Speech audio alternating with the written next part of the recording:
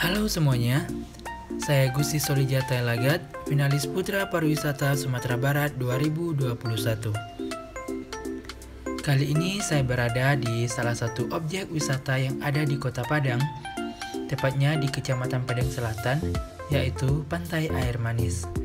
Pantai ini merupakan salah satu tujuan wisata populer yang selalu ramai dikunjungi oleh masyarakat.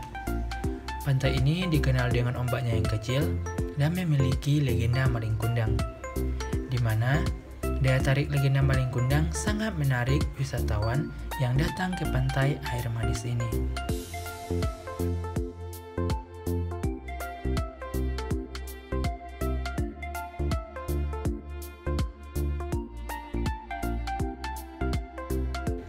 Pantai ini juga memiliki panorama yang indah di sisi utaranya.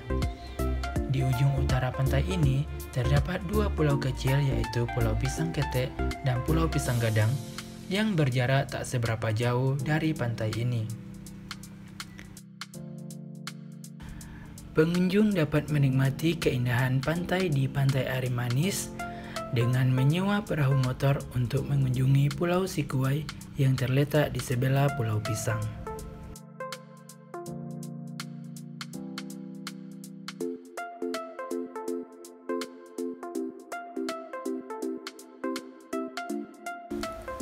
Saya Gusti Solijata Lagat, nomor PP 015.